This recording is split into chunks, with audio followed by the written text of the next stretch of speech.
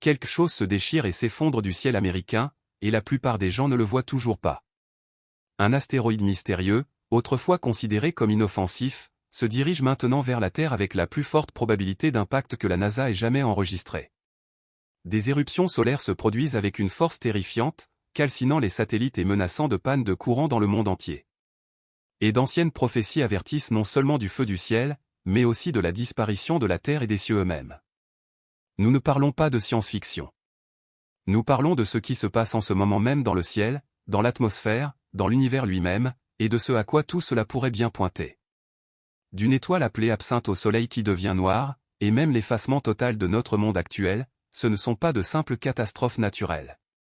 Ce sont les mêmes avertissements enregistrés dans la Bible il y a des milliers d'années, qui prennent vie à notre époque.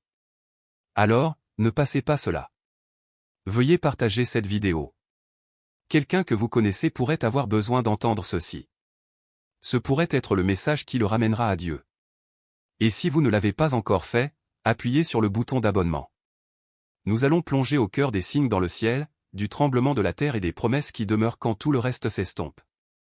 Et maintenant, parlons de la menace qui vient du ciel américain. Astérisque menace numéro 1, l'apocalypse de l'astéroïde Absinthe astérisque. Un morceau de roche et de métal de 140 mètres de large fend silencieusement l'obscurité de l'espace à 25 miles par heure.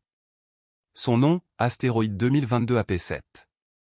Et selon les astronomes, ce n'est pas seulement un autre rocher spatial. C'est le plus grand astéroïde potentiellement dangereux découvert en près d'une décennie. Au début, il ne semblait pas grand-chose. Juste un autre objet géocroiseur suivi et catalogué comme tant d'autres. Mais ensuite, les données ont changé. De nouveaux calculs alarmants ont révélé que sa trajectoire n'est pas seulement proche de la Terre. Elle croise en fait l'orbite de la Terre. La date, le 20 décembre 2032. Et plus choquant encore, il y a une probabilité de 3,2% d'impact direct, une probabilité plus élevée que pour tout objet de sa taille jamais enregistré. Or, en termes d'astéroïdes, ce nombre est glaçant. Cela représente 3 chances sur 100 simulations que nous soyons face à un événement catastrophique. La NASA a immédiatement mobilisé ses outils les plus puissants, y compris le télescope spatial James Webb, pour l'étudier davantage. Car la vérité est que même des astéroïdes bien plus petits ont causé des dévastations massives par le passé. Mais ce n'est pas qu'une histoire scientifique. C'est quelque chose de bien plus grand. Vous voyez, il y a près de 2000 ans, un homme nommé Jean, exilé sur l'île lointaine de Patmos, a enregistré une vision. Et dedans, il décrivit une série d'événements cosmiques qui se lisent aujourd'hui comme une prévision étrangement précise, si précise que même les astrophysiciens modernes sont sidérés. Regardez Apocalypse 6h13 où Jean écrit « Et les étoiles du ciel tombèrent sur la terre, comme un figuier jette ses figues vertes, quand il est secoué par un grand vent. » Jean ne parle pas d'un simple météore traversant le ciel. Il décrit de multiples objets, une pluie de débris cosmiques, comme des essaims d'astéroïdes, que nous savons maintenant voyager en famille, brisés de corps célestes plus grands et se déplaçant ensemble dans l'espace. Mais ce n'est que le début. La prophétie devient encore plus glaçante dans Apocalypse 8, 10-11, le troisième ange sonna de la trompette. Et il tomba du ciel une grande étoile qui brûlait comme un flambeau, et elle tomba sur le tiers des fleuves et sur les sources des eaux. Le nom de cette étoile est Absinthe, et le tiers des eaux fut changé en absinthe, et beaucoup d'hommes moururent des eaux, parce qu'elles étaient devenues amères. Pendant des siècles, théologiens et érudits ont débattu, qu'est-ce que l'absinthe? Comment une étoile tombée pourrait-elle empoisonner l'eau? Cela semblait impossible jusqu'à présent. La science moderne des impacts a révélé que lorsque de grands astéroïdes frappent la Terre, ils vaporisent la roche et le métal à des températures inimaginables. Le résultat? Des particules toxiques sont projetées dans l'atmosphère, puis retombent sous forme de pluies acides, chargées de mercure, d'arsenic et de plomb, composants naturels des astéroïdes. Ces métaux lourds s'infiltrent dans les rivières, les sources et les aquifères souterrains, empoisonnant l'eau sur de vastes régions. Et voici la partie extraordinaire. Le mot absinthe en grec est absintho, une plante amère et toxique, connue pour son goût dangereusement âpre. Le symbolisme est exact. L'eau contaminée par les impacts d'astéroïdes a un goût amer et peut tuer. Jean le savait d'une manière ou d'une autre. Mais sa prophétie ne s'arrête pas là. Il dit spécifiquement qu'un tiers des eaux est devenu absinthe. Un tiers. C'est une échelle massive. Certains croient que l'absinthe est une comète, un gigantesque rocher de glace en flammes s'écrasant des cieux. D'autres disent que ce pourrait être une arme nucléaire, quelque chose comme Tchernobyl, car, fait étonnant, le mot ukrainien pour absinthe est Tchernobyl. Astérisque menace numéro 2, la fureur solaire astérisque. Ce que la plupart des gens ne réalisent pas, c'est que notre Soleil, la source même de la vie, est aussi capable de déclencher une extinction massive. Et les scientifiques disent maintenant qu'ils se réveillent. Peut-être qu'en ce moment même, des lignes de champs magnétiques massifs se tordent et s'enroulent à la surface du Soleil, la tension s'accumulant comme un ressort trop tendu. Et quand ces champs magnétiques finissent par se briser et se reconnecter, ils libèrent une explosion d'énergie équivalente à des milliards de bombes à hydrogène en un seul jet. Ce n'est pas de la science-fiction. C'est de la physique solaire. Et voici ce qui vous terrifiera vraiment. Nous entrons maintenant dans le cycle solaire 25, une ère que les scientifiques ont averti qu'elle pourrait apporter l'activité solaire la plus volatile que nous ayons vue depuis des décennies. L'Observatoire de la dynamique solaire de la NASA détecte déjà des éruptions solaires et des éjections de masse coronale bien plus fortes et plus fréquentes que ce que les modèles prévoyaient. Les gouvernements se préparent discrètement en coulisses. Au Royaume-Uni, la météorologie spatiale a été officiellement élevée au même niveau de menace nationale que les pandémies et les inondations majeures, sur la base de données solaires classifiées que la plupart d'entre nous ne verront jamais. Et nous en avons déjà eu un avant-goût. En 2003, la plus puissante éruption solaire jamais enregistrée a surchargé les capteurs satellites, interrompu les communications radio et provoqué des pannes de GPS et de réseaux électriques dans le monde entier. Mais la science moderne ne fait que rattraper ce que la Bible nous a averti il y a près de 2000 ans. Dans Apocalypse 16, 8-9, l'apôtre Jean écrit, « Le quatrième ange versa sa coupe sur le soleil. Et le pouvoir lui fut donné de brûler les hommes par le feu, et les hommes furent brûlés par une grande chaleur, et ils blasphémèrent le nom de Dieu, qui a le pouvoir sur ces fléaux, et ils ne se repentirent pas pour lui donner gloire. » Pendant des générations, les lecteurs ont été perplexes. Comment le Soleil, à 93 millions de miles de distance, pouvait-il calciner directement des êtres humains? Mais maintenant, grâce aux études magnétosphériques de la NASA, nous savons exactement comment. Lorsqu'une éjection de masse coronale, EMC, massive frappe le bouclier magnétique de la Terre, elle ne se contente pas d'interférer avec la technologie. Elle comprime notre champ protecteur à seulement 10% de sa force normale, permettant à un rayonnement létal de pénétrer l'atmosphère et d'atteindre la surface. Les brûlures par le feu décrites dans l'Apocalypse ne sont pas symboliques. C'est une description littérale des brûlures de rayonnement. Exactement ce qui se produirait si des particules solaires perçaient notre magnétosphère lors d'une tempête géomagnétique. Et la précision biblique ne s'arrête pas là. Dans Apocalypse 6h12, Jean rapporte, « Je regardais, quand il ouvrit le 6e sceau, et voici, il y eut un grand tremblement de terre, le soleil devint noir comme un sac de crin, et la lune devint comme du sang. » Comment le soleil pourrait-il devenir noir et la lune devenir rouge en même temps? Pendant des siècles, cela a semblé impossible. Mais maintenant, nous savons. Lorsque des tempêtes solaires intenses interagissent avec l'atmosphère terrestre, elles peuvent provoquer des phénomènes auroromondiaux. Des événements électromagnétiques massifs qui obscurcissent le soleil pendant la journée et peignent la lune d'un rouge sans la nuit. Ce que nous appelions autrefois les aurores boréales peut soudainement devenir un phénomène planétaire lors de conditions météorologiques spatiales extrêmes. Et l'Écriture n'a pas seulement décrit l'apparence, elle a aussi donné la bonne séquence. Dans Joël 2h31, le prophète écrit, « Le soleil se changera en ténèbres, et la lune en sang, avant l'arrivée du grand et terrible jour de l'Éternel. » D'abord les ténèbres, puis la lune rouge, puis le jugement. C'est l'ordre que les physiciens solaires confirment maintenant lors d'événements majeurs de EMC. Comment les anciens prophètes pouvaient-ils connaître ce modèle avec une telle précision scientifique des siècles avant même l'existence des télescopes? Et les signes ne s'arrêtent pas dans le ciel. Luc 21h25 ajoute une autre couche glaçante, il y aura des signes dans le soleil, dans la lune et dans les étoiles. Et sur la terre, une angoisse des nations, qui ne sauront que faire, au bruit de la mer et des flots. Vous vous demandez peut-être, qu'est-ce que les tempêtes solaires ont à voir avec l'océan? Eh bien, des études récentes ont montré qu'une activité solaire intense modifie les courants océaniques et provoque un échauffement subsurfacique, ce qui à son tour produit des modèles de vagues inhabituelles, des perturbations de marée et même des ondes de type tsunami. En d'autres termes, le rugissement de la mer pourrait ne pas être seulement poétique, mais le résultat physique d'un chaos électromagnétique. Mais tout cela pointe vers quelque chose d'encore plus grand que ce que la science peut expliquer. Ce que vous voyez dans le ciel n'est que le premier avertissement. Selon l'Apocalypse, après les signes viennent le tremblement, les tremblements de terre, les ténèbres, la terreur. Apocalypse 6 dit que les gens fuiront vers les montagnes, suppliant les rochers de tomber sur eux. Pourquoi? Parce qu'ils réalisent enfin que la lune de sang n'est pas une coïncidence cosmique. C'est un compte à rebours. La Bible a dit qu'il y aurait des signes dans le soleil, la lune et les étoiles. La science nous dit quand, mais la prophétie nous dit pourquoi. Dans Joël 2 et Apocalypse 6, la lune de sang ne marque pas la fin du monde. Elle marque le début du retour du Christ. Joël 2h31 déclare, « Le soleil se changera en ténèbres, et la lune en sang, avant l'arrivée du grand et terrible jour de l'Éternel. » Apocalypse 6h17 continue, « Car le grand jour de sa colère est venu, et qui peut subsister? Les signes sont déjà là. Guerre et bruit de guerre, tremblement de terre en de nombreux endroits, famine, maladie, Israël renaissant, le mal étant appelé bien, et le bien étant moqué comme mal. Tout pointe vers une seule vérité. Jésus revient. Et les cieux sonnent la première alarme. La lune de sang n'est pas le final. C'est la sirène avant la tempête. Astérisque astérisque menace numéro 3, le ciel et la terre périront astérisque astérisque.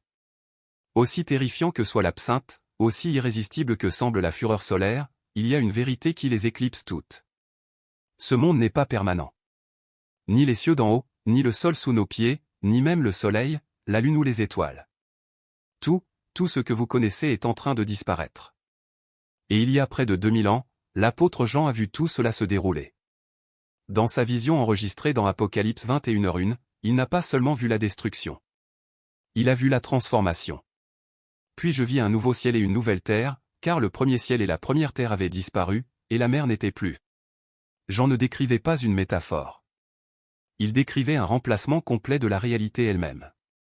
Un nouveau monde, un monde sans guerre, sans péché, sans mort ni désespoir. Un monde où Dieu vit à nouveau avec son peuple. Mais pour faire place au nouveau, l'ancien doit disparaître. Le ciel et la terre ne dureront pas éternellement. La Bible est claire. Psaume 102, 26 déclare, « Eux périront, mais toi, tu subsisteras, ils s'useront tous comme un vêtement, tu les changeras comme un habit, et ils disparaîtront. » Tout comme une chemise s'usée est finalement jetée, ainsi en sera-t-il de ce monde, aussi solide qu'il puisse paraître aujourd'hui.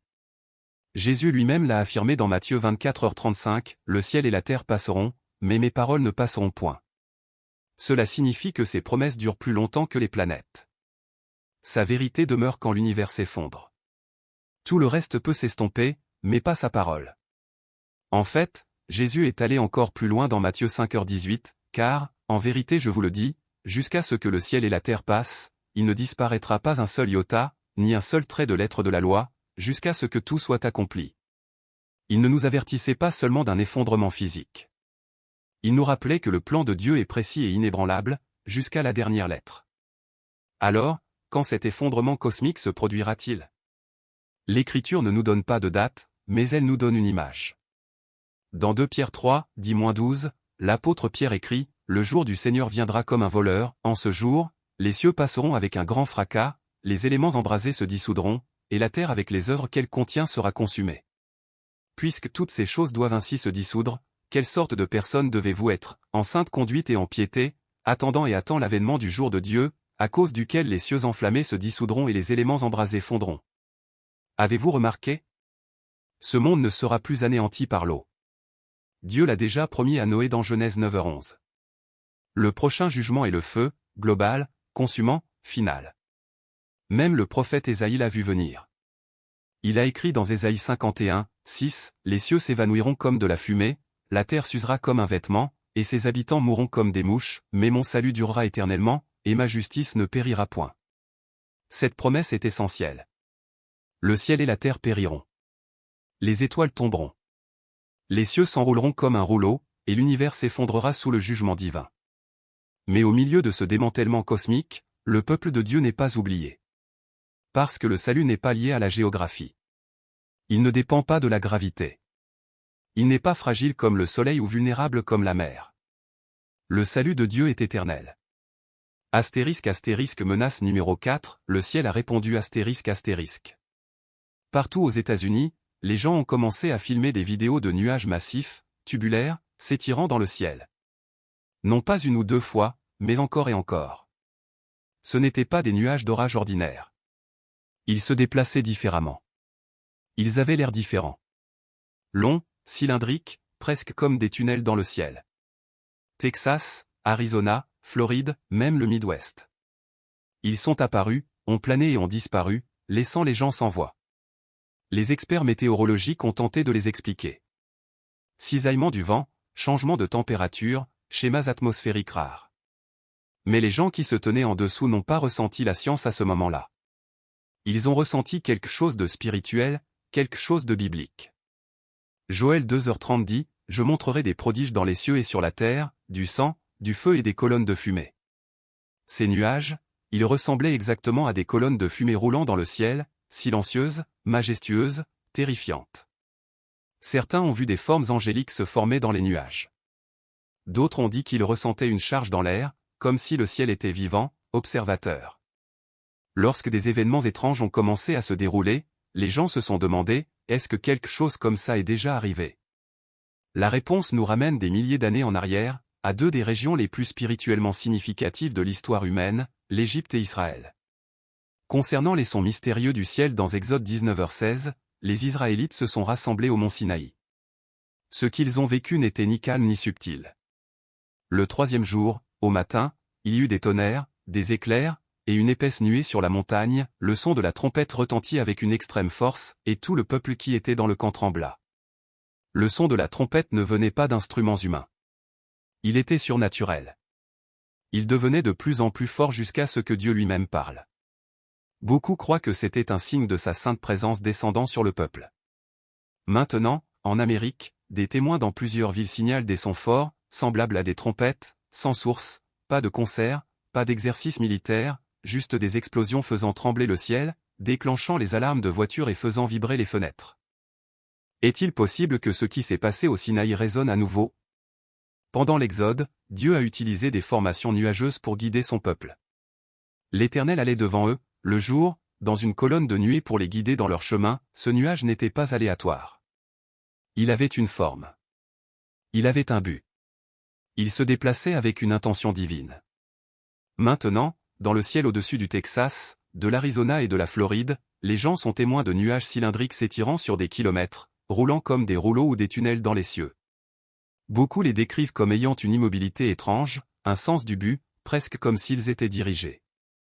Est-il possible que ces formations modernes ne soient pas destinées à la navigation, mais à des avertissements, un signe que Dieu est à nouveau en mouvement, appelant les gens à revenir à lui?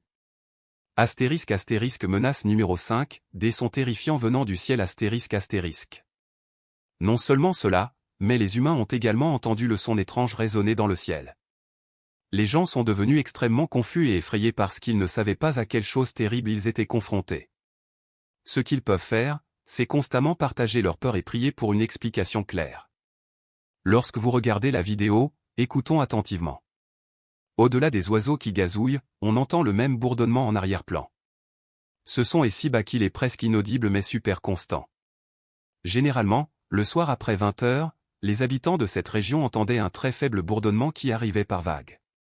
Certains disent qu'ils peuvent entendre le bourdonnement depuis leur maison du comté de North-Saint-Louis. Les autorités régionales ont effectué des vérifications dans la zone pour trouver la source de ce son mystérieux. Lorsque les gens entendaient le bourdonnement, ils étaient manifestement un peu paniqués et cherchaient une explication à ce son mystérieux. Lorsque la source de ce son étrange n'a pas pu être trouvée, les gens ont pensé à une autre possibilité, que ce n'était pas un son produit par des humains ou des machines, mais le son du Saint-Esprit. Les auditeurs les décrivent comme des gémissements métalliques, des harmonies angéliques et des trompettes retentissant du ciel.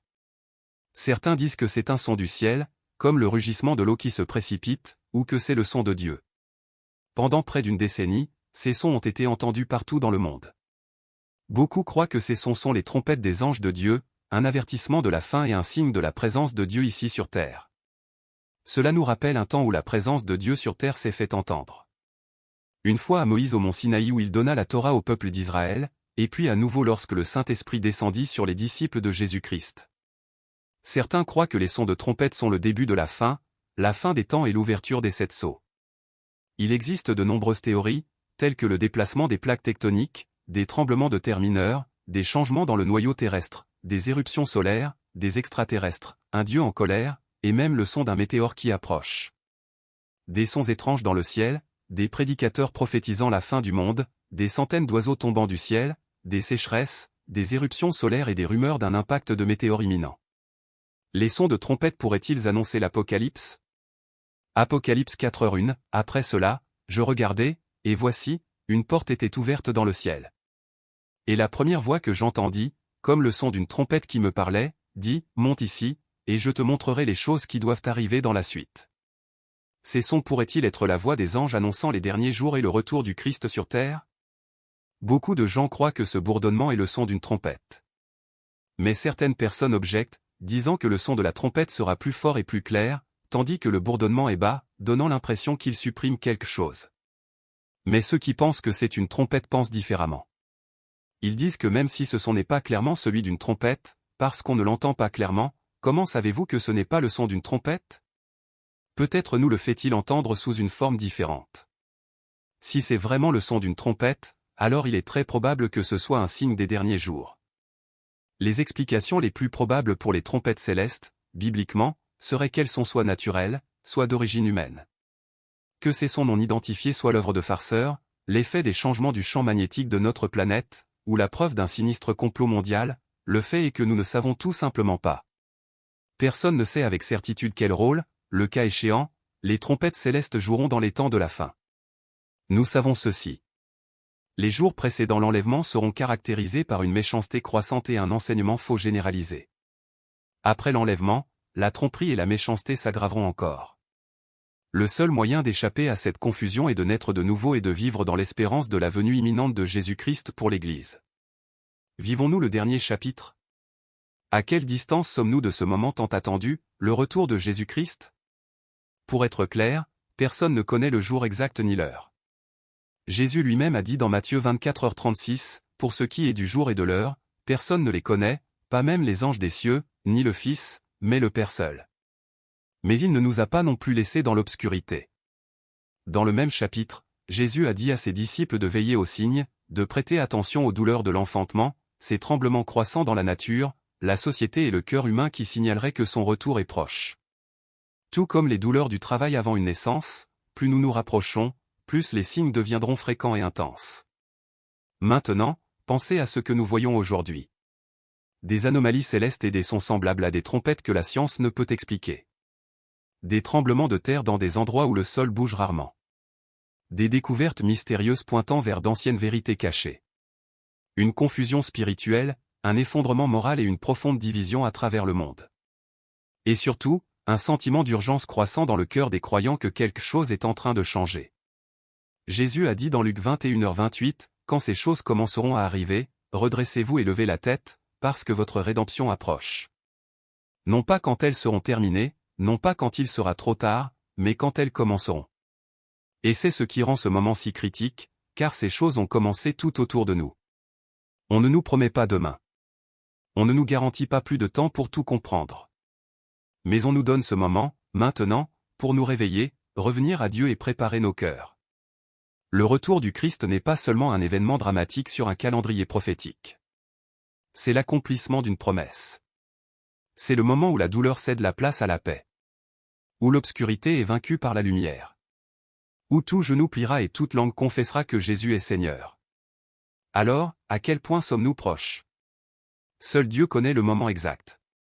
Mais quand vous regardez les signes, quand vous écoutez ce que la terre et les cieux déclarent, il est clair que nous sommes plus proches que jamais, et peut-être, juste peut-être, plus proches que nous ne le pensons. Évidemment, lorsque le Seigneur envoie un messager pour lui préparer le chemin, ce messager ne peut être autre qu'un prophète. Quand il vint au méridien du temps, le Seigneur envoya Jean-Baptiste.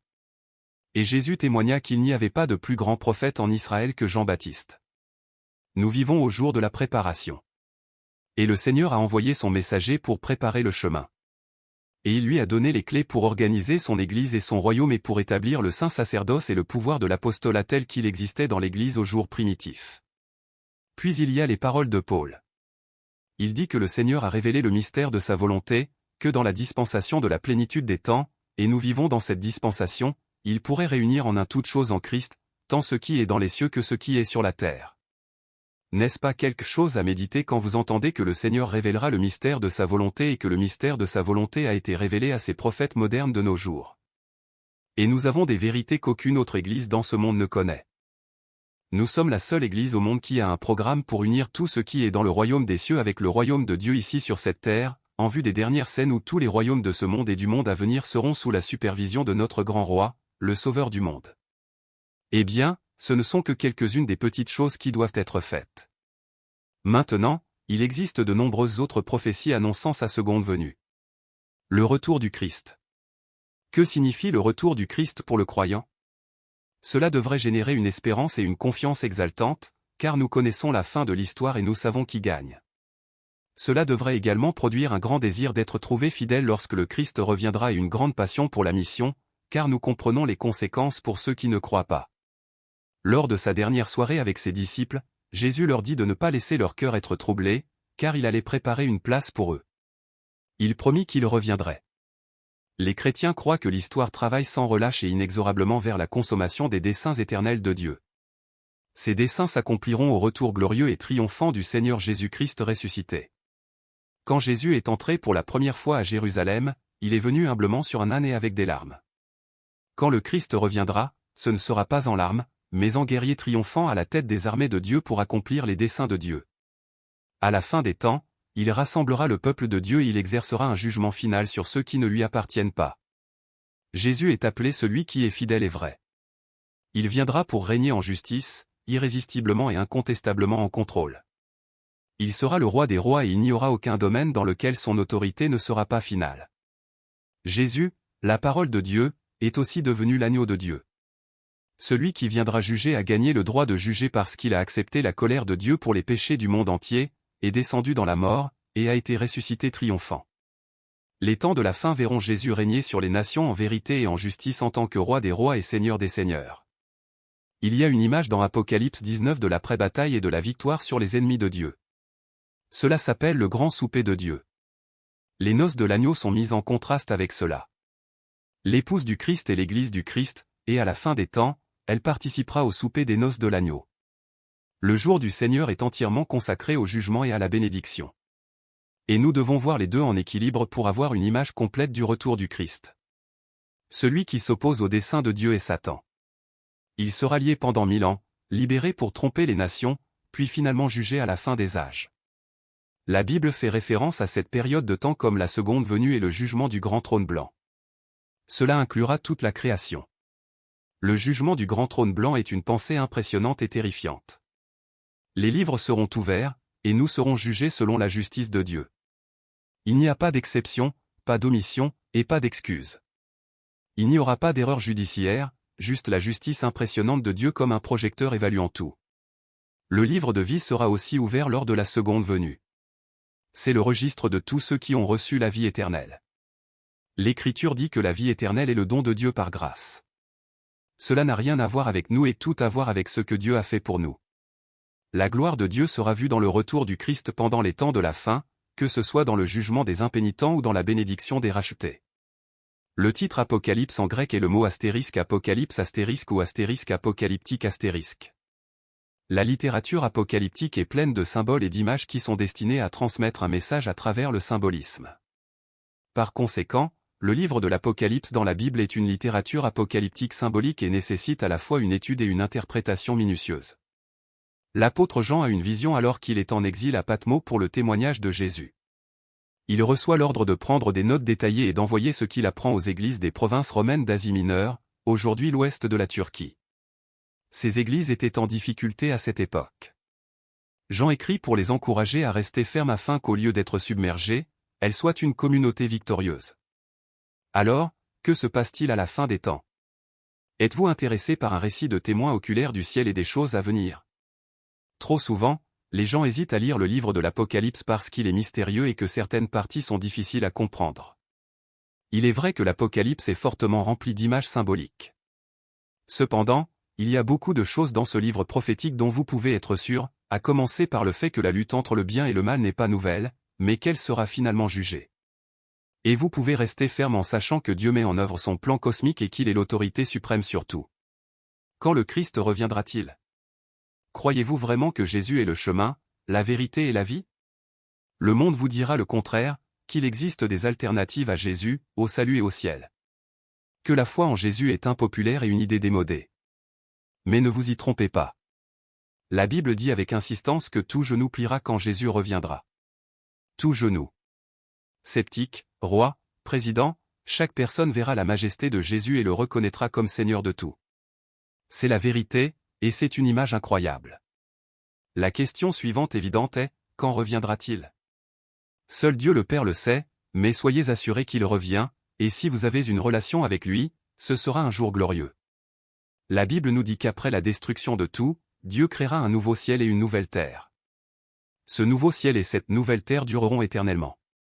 L'état éternel est ce que les théologiens appellent le nouveau ciel et la nouvelle terre. Dieu ne détruira jamais le nouveau ciel et la nouvelle terre car ils seront parfaitement parfaits, sans péché et saints. Seuls ceux qui sont inscrits dans le livre de vie de l'agneau pourront vivre dans le nouveau ciel et la nouvelle terre.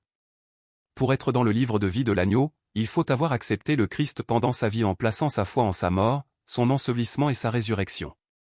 Les individus qui n'ont pas placé leur foi en Jésus seront jetés dans les temps de feu avec Satan, l'Antéchrist et la bête après le règne millénaire du Christ. La fin du monde est un événement futur, mais il est préférable que toutes les personnes soient préparées. La meilleure façon de se préparer à la fin du monde n'est pas de stocker de la nourriture, de l'eau ou des ressources.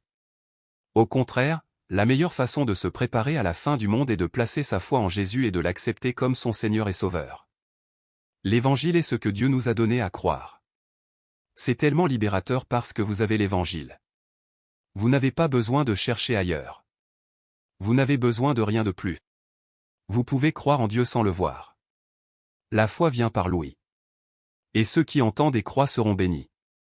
Grandir dans la foi et vivre une vie de foi est également basé sur l'expérience personnelle et l'expérience des autres. Espérons qu'à travers la vie, nous verrons une croissance de notre foi pour approfondir notre connaissance de Dieu. Nous nous mettons en position de grandir. Nous prions, nous lisons les Écritures, nous adorons, nous allons à la confession, nous faisons des retraites et nous servons les autres. Et nous grandissons aussi par l'expérience des autres. Nous lisons les vies des saints. Nous trouvons d'autres personnes de foi pour nous encourager lorsque notre foi est mise à l'épreuve. Nous trouvons d'autres modèles à suivre pour l'inspiration. La foi est un choix quotidien. Vous devez choisir de vivre une vie de foi chaque jour. Et avec la foi vient le choix d'espérer et le choix d'avoir la conviction de cette espérance. En effet, la foi en Dieu demande un certain courage pour faire confiance à ce que nous ne pouvons pas entièrement voir ou entièrement comprendre.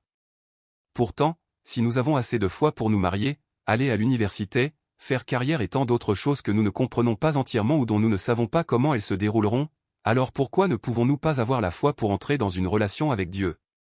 J'ai entendu dire qu'il faut plus de foi pour ne pas croire que pour croire. Je ne sais pas si c'est vrai parce que je crois.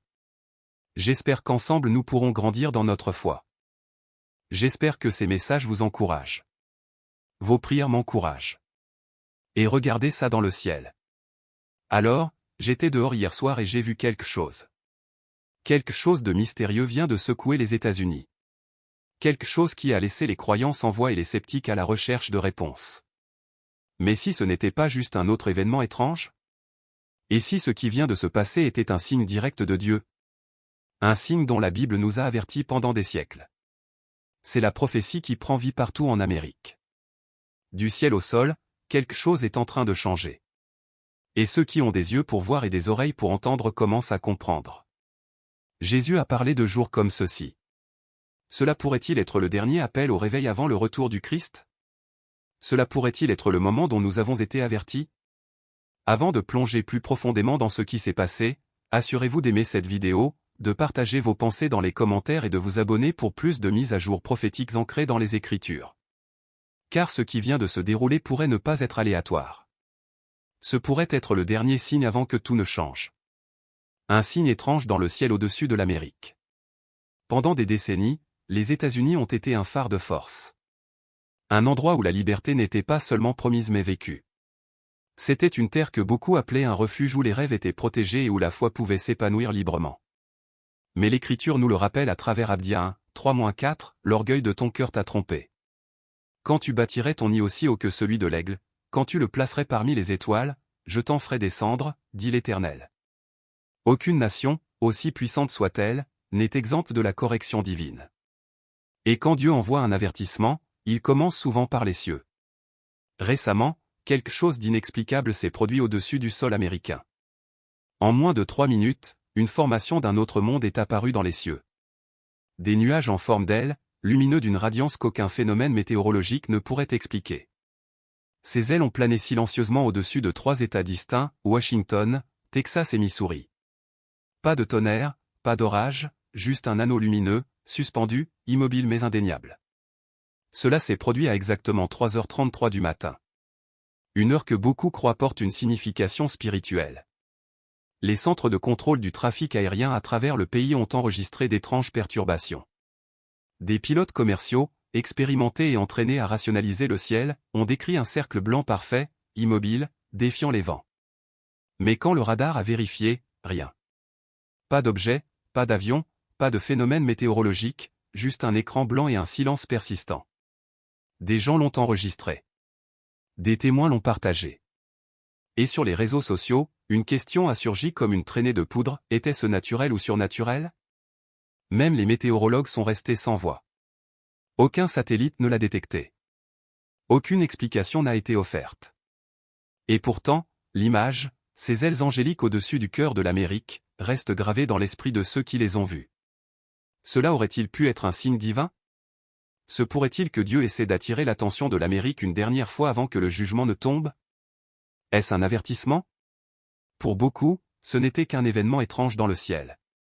Quelque chose d'inhabituel, mais finalement oubliable. Mais pour ceux qui connaissent les Écritures, cela a semblé bien plus urgent. L'apôtre Paul décrivit un jour une génération qui serait toujours en train d'apprendre, mais jamais capable de parvenir à la connaissance de la vérité. Un peuple ébloui par des prodiges, mais incapable ou réticent à en reconnaître le sens. Ce verset se lit comme un miroir tendu à l'Amérique moderne, en particulier à une grande partie de l'Église américaine. Entouré de signes et pourtant endormi. Entouré de messages et pourtant sourd. Tout au long de l'histoire biblique, Dieu a utilisé le ciel comme sa toile. Quand il voulait parler, il parlait par le feu, par les nuages, par les étoiles, par l'obscurité. Ézéchiel 1h4 parle d'une grande nuée avec un feu qui s'enveloppait et une clarté tout autour. Ce n'était pas naturel. Ce n'était pas ordinaire. C'était divin. Joël chapitre 2 nous donne une chronologie prophétique, je montrerai des prodiges dans les cieux et sur la terre, du sang, du feu et des colonnes de fumée. Ces signes, nous dit la Bible, ne sont pas des extras facultatifs. Ce sont des avertissements préliminaires au grand et terrible jour de l'Éternel. Alors, quand un anneau blanc lumineux apparaît dans le ciel au-dessus de Washington à 3h33 du matin sans source connue, sans détection radar, et sans explication scientifique, devrions-nous vraiment être si prompts à le rejeter? Se pourrait-il que ce que nous avons vu n'était pas simplement une anomalie visuelle, mais une interruption divine, un appel à revenir, à s'éveiller, à se repentir? L'histoire biblique est remplie de messages célestes. Une étoile a guidé des sages vers la naissance de Jésus. Le soleil s'est obscurci lorsque le Christ a été crucifié. Des cieux rouges ont autrefois averti de la guerre. Ce n'étaient pas des coïncidences. C'étaient des marqueurs divins placés dans les cieux pour éveiller les cœurs des hommes.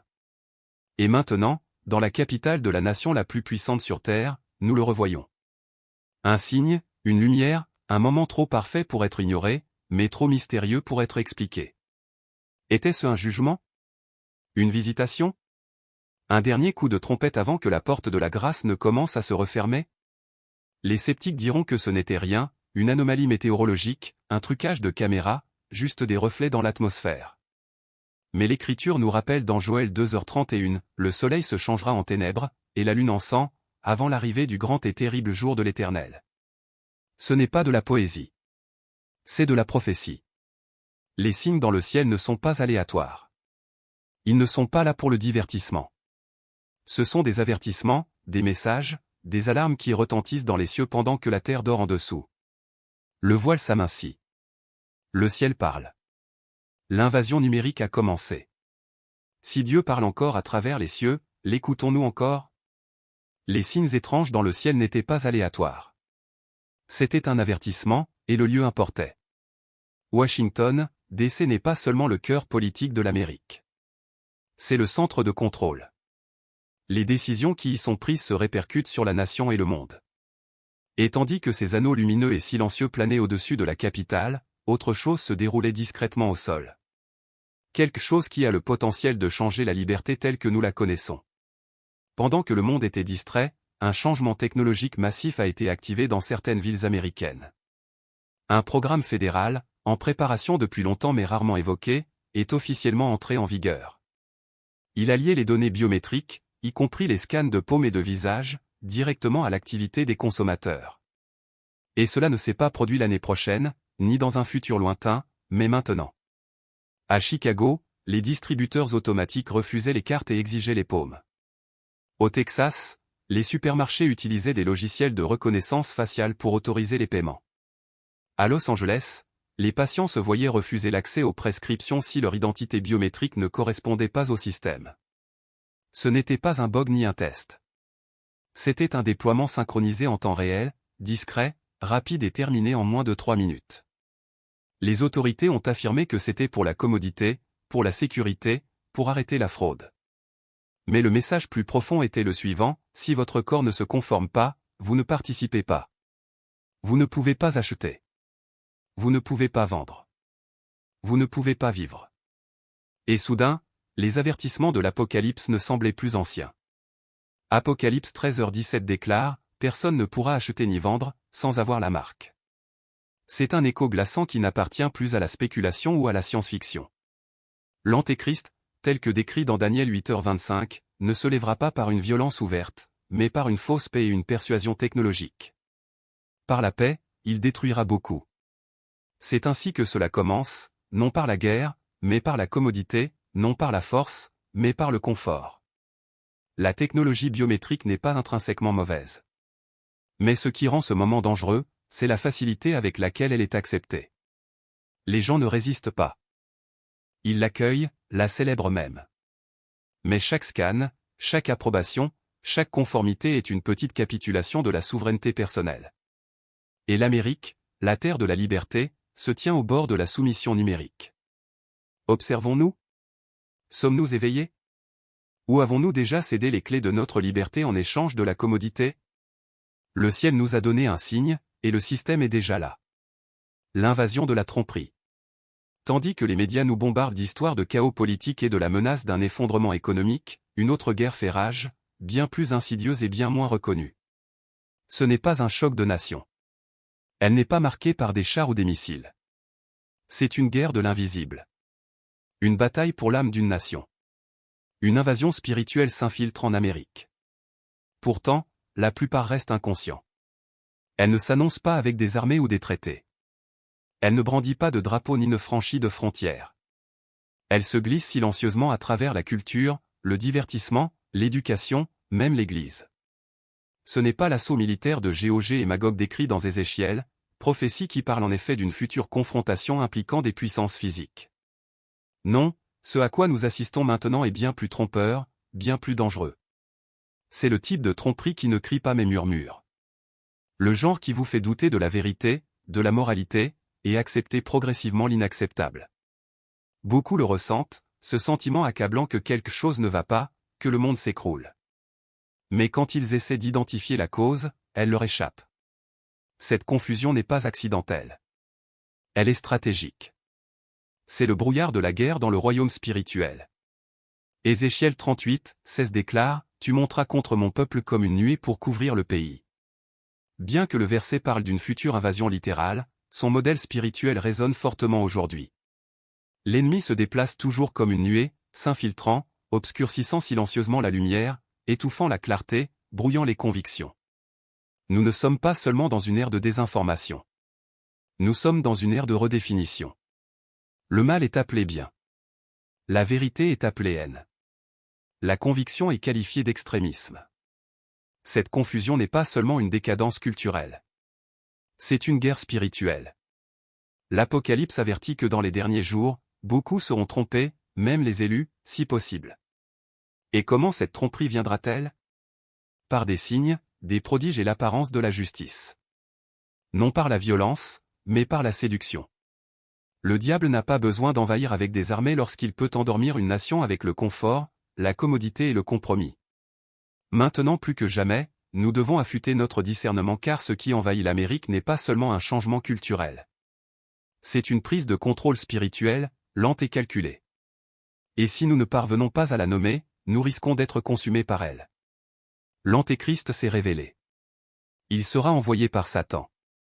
Vous voyez, Satan est effectivement un imitateur. Il n'est pas un innovateur. Il imite. Tout ce que Dieu fait, Satan en a sa version diabolique. Et tout aussi sûrement qu'il y a un Père dans les cieux, il y a un Satan de l'enfer. Et tout aussi sûrement que le Père dans les cieux nous a donné son Fils unique, Satan aura aussi, d'une certaine manière, un fils. Si le diable avait un fils, l'Antéchrist serait celui-là. L'Antéchrist sera la plus vile incarnation du péché et de la rébellion de l'histoire, mais il débordera de charme et de charisme. Voici ce que la Bible enseigne sur l'Antéchrist. L'Antéchrist vient défier et prendre la place de Jésus. Il sera un orateur puissant. Il gagnera les gens. Il apportera une paix mondiale temporaire et des solutions économiques. Et pour certains, ils croiront qu'il est leur Messie. Il vient déclarer la guerre aux croyants. Il persécutera les Juifs et les chrétiens, et il régnera par la force. L'Antéchrist vient dominer le globe. Il établira la paix, mais ensuite il deviendra l'homme de guerre ultime. Il viendra également en des temps économiquement difficiles et il réussira là où d'autres ont échoué.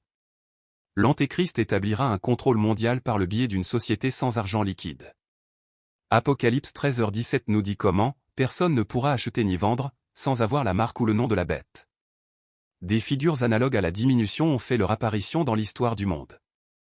Même si le livre de l'Apocalypse ne les avait pas spécifiquement en vue, et même si la correspondance entre elle et la bête n'est pas exacte dans de nombreux détails, la première lettre de Jean fait référence à de nombreux antichrists. Ce que toutes ces figures ont en commun, c'est qu'elles représentent une tentation diabolique pour les chrétiens qui veulent rester fidèles à Jésus, le Seigneur qui seul a souffert et est mort pour eux. La description la plus frappante de ce monstre maléfique se trouve dans Daniel 7. Là, il se dresse contre l'Ancien des jours et le mystérieux Fils de l'homme dans une rébellion spirituelle totale, plongeant le monde dans le chaos. La figure n'apparaît plus avant la fin du canon biblique avec la révélation du Christ à l'apôtre Jean. En accomplissement des paroles de Jésus, même les élus y sont trompés alors que le monde adore la bête. Alors que notre monde continue de plonger dans le chaos, et que l'amour de beaucoup se refroidit, il est grand temps que le peuple chrétien partout dans le monde tienne compte de l'avertissement grave de Jean. L'Antéchrist arrive et est même déjà là. L'Antéchrist ne doit pas être confiné à une seule personne ou pouvoir, mais est essentiellement un grand principe ou système de mensonges ayant diverses manifestations, formes de fonctionnement et degrés. Il peut être un antichrist religieux.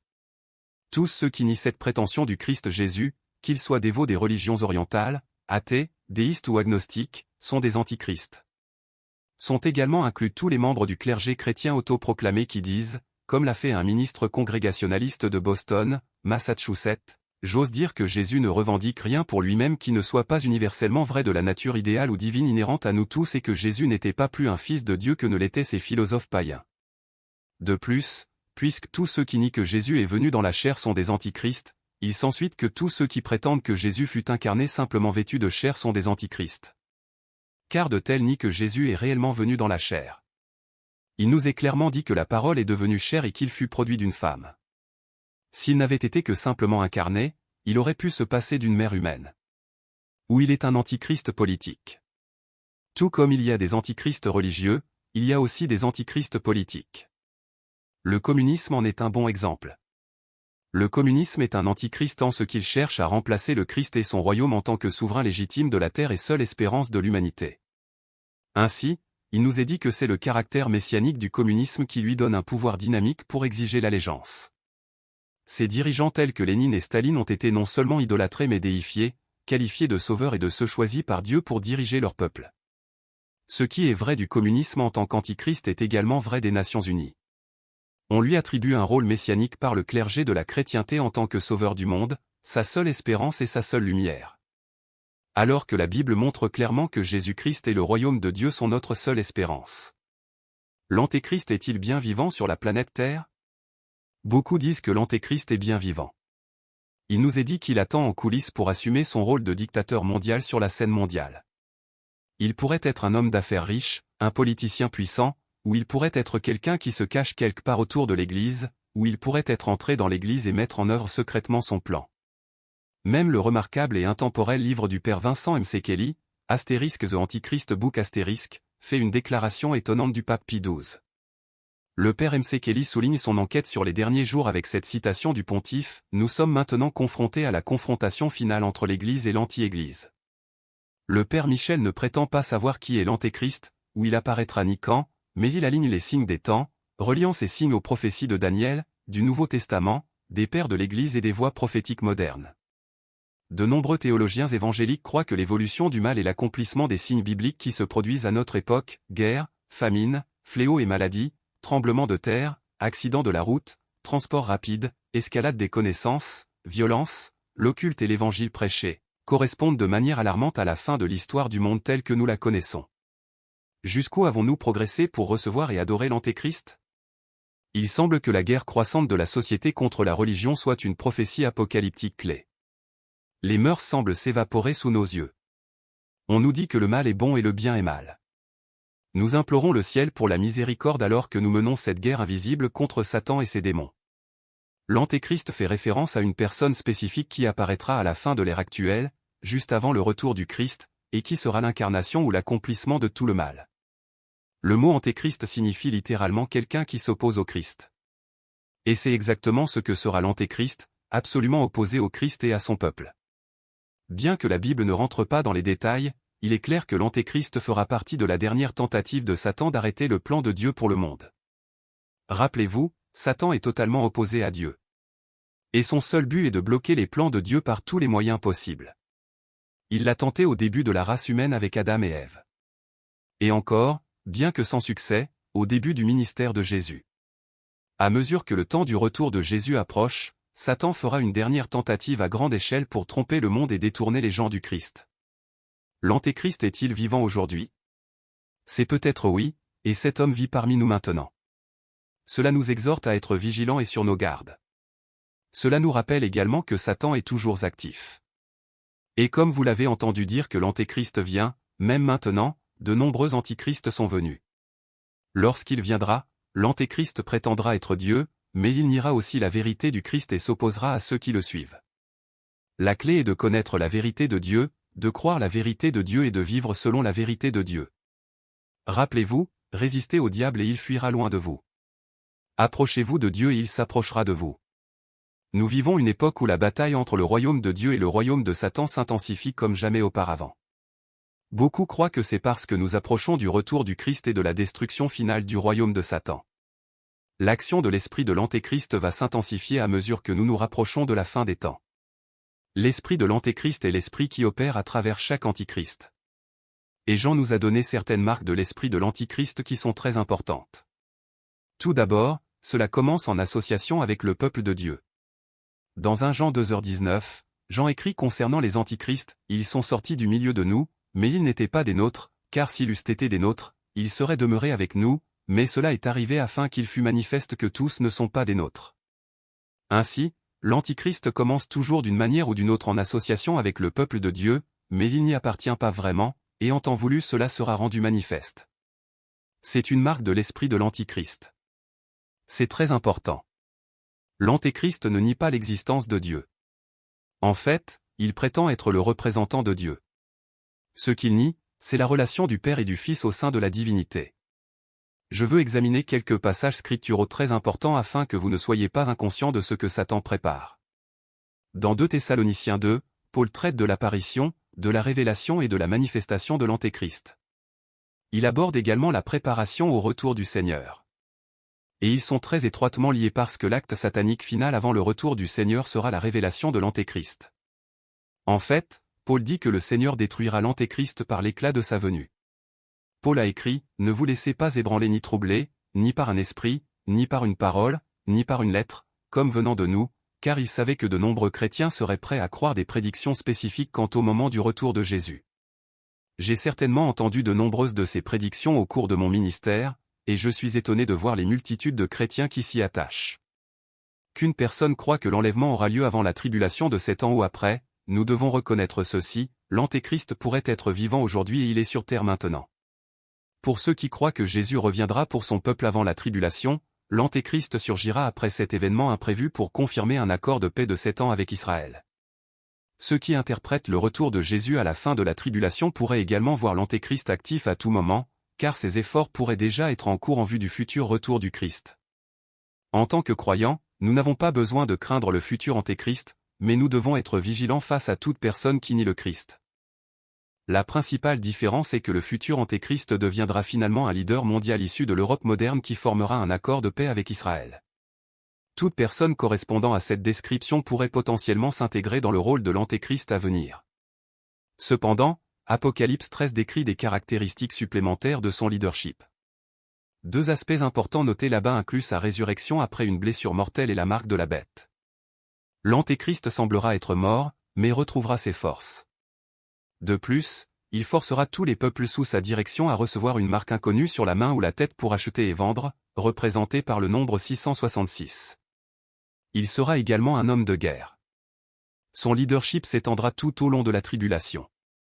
Apocalypse 13:7 déclare, « Il lui fut donné de faire la guerre aux saints et de les vaincre, et il lui fut donné autorité sur toute tribu, tout peuple, toute langue et toute nation. » Sa cible sera ceux qui croient en Dieu, y compris la persécution des Juifs pendant cette période. Nous ne pourrons peut-être pas identifier l'Antéchrist aujourd'hui, mais il pourrait vivre parmi nous. Nous n'avons pas besoin de vivre dans la peur de ce futur leader maléfique, mais nous devons plutôt nous concentrer sur le vrai Christ en attendant sa venue future. En tant que croyants, nous n'avons pas besoin d'avoir peur, car rien de tout cela n'affectera ceux qui connaissent Jésus-Christ. Cependant, cela affectera ceux qui sont perdus et sans Dieu. Ils tomberont sous l'hypnotisme surnaturel de ce leader oint du diable. Et s'ils n'apprennent pas à connaître Jésus-Christ avant que tout cela ne se produise, ils seront pris au piège dans lequel le monde entier est sur le point de tomber dans les jours à venir. Veuillez réaliser à quel point vous vivez actuellement une période critique. Jésus revient rapidement. Ceux qui le connaissent échapperont à beaucoup de ces épreuves et tentations, mais ceux qui ne le connaissent pas seront pris dans l'illusion et la dévastation. C'est bien de se réjouir d'échapper, mais qu'en est-il de ceux que vous aimez? Que allez-vous faire pour vous assurer qu'ils échappent aux jours mauvais qui viennent sur la terre? À la lumière de cet enseignement clair des Écritures, ne pensez-vous pas qu'il est temps de tendre la main à vos amis et membres de votre famille non convertis et de leur parler du sang rédempteur de Jésus-Christ? Demandez au Saint-Esprit de vous donner l'occasion de leur parler.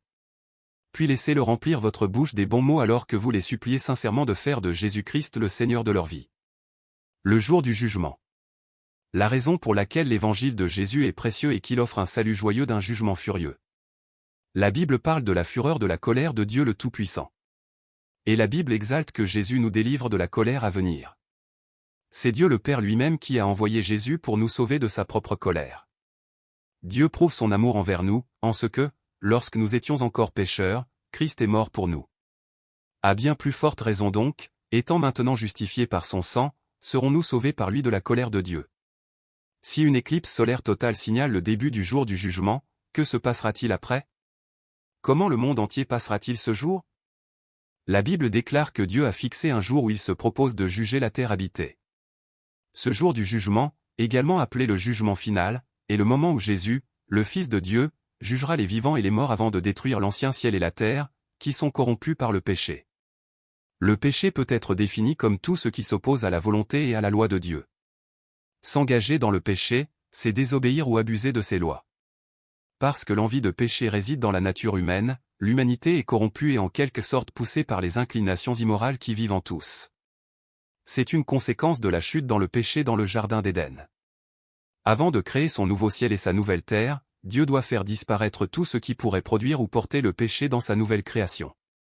Jésus-Christ agira comme la justice du dernier jugement. Comme la Bible le déclare, de plus, le Père ne juge personne, mais il a remis tout jugement au Fils. Tous les sceptiques seront jugés par le Christ au grand trône blanc, et ils subiront une punition conforme aux actes qu'ils ont commis. La Bible est très claire sur le fait que les sceptiques accumulent la vengeance contre eux-mêmes et que Dieu rendra à chacun selon ce qu'il aura fait. Lors du jugement final, le destin des méchants et des non-croyants sera sous le contrôle du Dieu Tout-Puissant qui évaluera chacun selon l'état de son âme. L'Écriture déclare que Jésus-Christ jugera chaque personne qui a jamais vécu. Ceux qui rejettent son offre de salut feront face au jugement du trône blanc, le dernier arrêt de l'incroyant avant une éternité d'exil de la présence de Dieu. Les croyants se tiendront également devant Jésus, moment auquel ils parviendront enfin à une pleine compréhension de sa grâce extravagante. Dans 1 Corinthiens 4:5, Paul dit que Jésus révélera les motifs cachés dans le cœur des croyants. Certaines personnes ont eu l'idée fausse que tous leurs péchés seraient exposés à la vue de tous. Mais la Bible ne soutient en aucun cas cette notion. Jésus exposera la vraie nature du cœur d'un croyant à lui-même. Chaque acte de rébellion, chaque mauvaise attitude et chaque mot blessant seront passés en revue. Lorsque la Bible dit que Jésus essuiera les larmes de nos yeux, elle fait référence à ce moment-là. Nous serons debout en présence du Saint Sauveur, affligés de voir à quel point nous sommes indignes de son sacrifice. Mais la tristesse ne durera qu'un instant. Sur ses talons viendra la joie immense d'avoir reçu le pardon et d'avoir mené une vie qui lui a plu. Le jugement du Christ n'est pas une punition. C'est un rappel que nous sommes pardonnés. Enfin, nous comprendrons pleinement la profondeur et l'étendue de sa grâce. Les croyants n'ont pas à trembler ni à baisser la tête pendant le jugement. Nous n'avons pas non plus à nous repentir. Le temps pour cela est passé. Nous nous tiendrons devant le Seigneur vêtus de la justice du Christ et pardonnés de chaque péché. Et nous comprendrons enfin combien est grand l'amour de notre Dieu pour nous. Ne soyez pas surpris par la venue du Seigneur, mais soyez prêts. Le point que Jésus soulève est que le jour et l'heure de son retour sont inconnus. De plus, lorsqu'il reviendra, ce sera comme n'importe quel autre jour. Ce sera une journée normale. Jésus cite le cas du déluge au temps de Noé. Seul Noé se préparait réellement. Pour tous les autres, c'était comme d'habitude. Les gens faisaient ce que les gens font normalement. Ils mangeaient et buvaient, se mariaient et s'arrangeaient pour se marier. Les hommes travaillaient dans les champs et les femmes moulaient la farine. Les gens faisaient juste la même chose qu'ils avaient toujours faite. Mais tout à coup, le déluge est venu et ils ont tous été anéantis. Jésus utilise également l'analogie d'un voleur qui s'introduit dans la maison de quelqu'un la nuit. Le point que le Seigneur soulève est que si le propriétaire de la maison savait que quelqu'un allait s'introduire, alors il surveillerait le voleur et pourrait ainsi empêcher le vol. Le point est clair. Soyez prêts. Par conséquent, Jésus nous avertit de ne pas nous laisser surprendre à son retour, mais de veiller. Attendez le Seigneur Jésus comme si son retour était longuement retardé. Cherchez sur Internet et vous trouverez une très grande variété d'interprétations pour cela. Il semblerait assez évident qu'une connaissance de base des arrangements de mariage de l'époque serait un point de départ idéal. Mais encore une fois, il est très difficile d'avoir une image claire à cause de tant d'opinions différentes. Donc, ce que nous allons faire, c'est vraiment juste regarder les faits tels qu'ils nous sont présentés dans ces versets. Et mon espoir est que les conclusions tirées soient clairement perçues comme très simples. Et ce que nous apprenons, c'est que c'est un message clair pour nous aujourd'hui et un avertissement pour que nous fassions ce que le Seigneur veut que nous fassions immédiatement avant et au moment de son retour. La tâche assignée aux vierges est claire.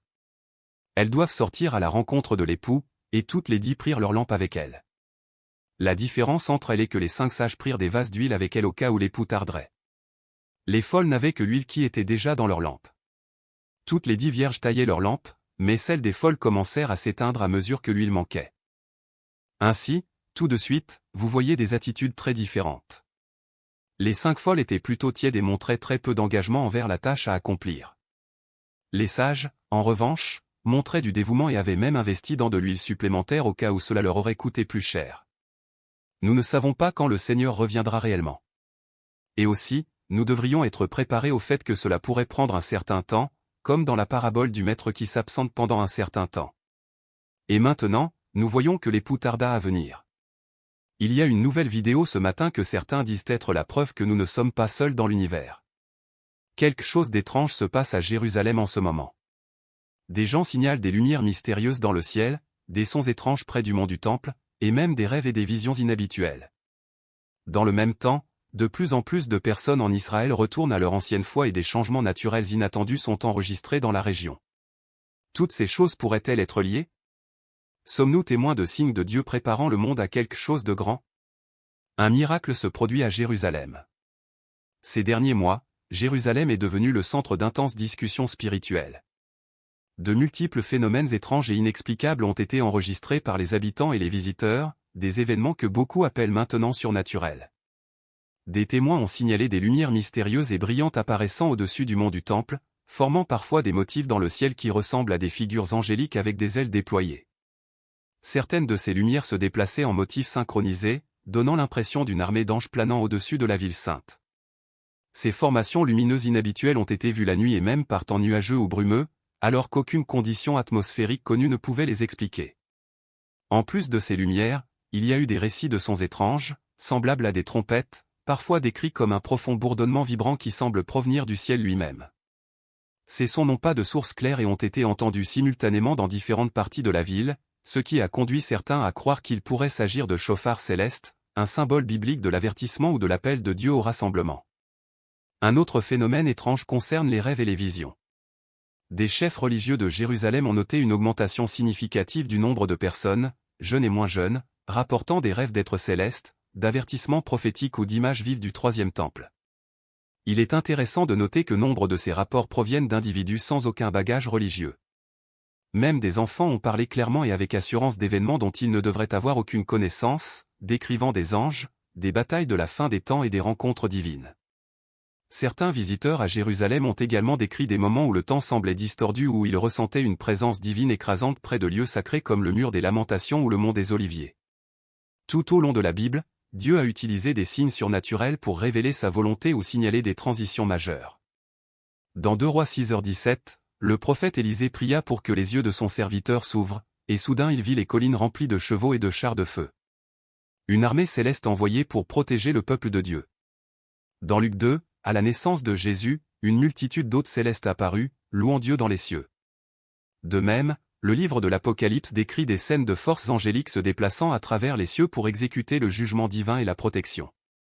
Ce qui se passe à Jérusalem aujourd'hui, en particulier les observations de lumière en forme d'ange, semble refléter ces récits. Sommes-nous à nouveau témoins d'une présence angélique préparant la voie pour la prochaine action de Dieu?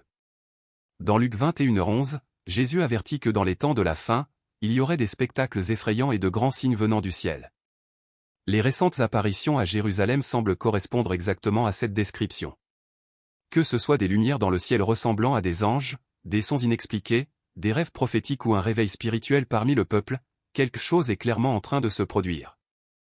Ce qui rend la chose encore plus fascinante, c'est que Jérusalem a toujours été le centre de l'alliance de Dieu avec l'humanité. Et la Bible dit qu'elle redeviendra le théâtre de ses derniers actes avant le retour du Christ. Jérusalem a toujours été le centre de l'alliance de Dieu avec l'humanité.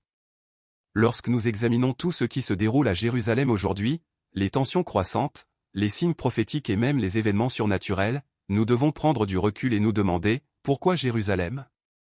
Pourquoi cette ancienne ville, plus petite que la plupart des capitales modernes, continue-t-elle de capter l'attention mondiale? Vous savez, pas San Francisco, pas Los Angeles, pas Moscou, pas Paris, mais Jérusalem serait au cœur des événements de la fin des temps. Dès le commencement, Jérusalem n'était pas seulement une autre ville. Elle fut choisie par Dieu lui-même comme un lieu où sa présence habiterait et où son alliance serait révélée. Dans 2 Chroniques 6, Dieu dit, « J'ai choisi Jérusalem pour y placer mon nom ».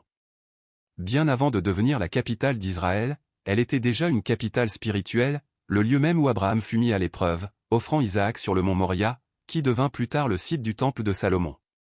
Cette sélection divine a fait de Jérusalem plus qu'une ville. Elle est devenue un lieu de rencontre entre le ciel et la terre, le cœur visible d'une alliance invisible. Cette alliance a pris vie lorsque le premier temple fut construit, comme rapporté dans 1 Roi 8. Lorsque l'arche de l'alliance fut introduite dans le temple, la gloire de l'Éternel remplit la maison d'une épaisse nuée. C'était un signe visible que Dieu habitait parmi son peuple. Pendant des générations, Jérusalem fut le centre d'adoration, de sacrifice et de pardon. Tout centré autour de la promesse d'alliance de relation et de rédemption. C'est ici que Dieu montra son désir non seulement de régner du ciel, mais d'habiter parmi sa création. Même après la destruction du premier et du second temple, le souvenir de la présence de Dieu à Jérusalem est resté vivant dans le cœur des croyants pendant des milliers d'années. Mais le rôle de Jérusalem dans le plan de Dieu ne s'est pas arrêté au temple. Ce fut aussi la ville où Jésus-Christ fut crucifié, enterré et ressuscité.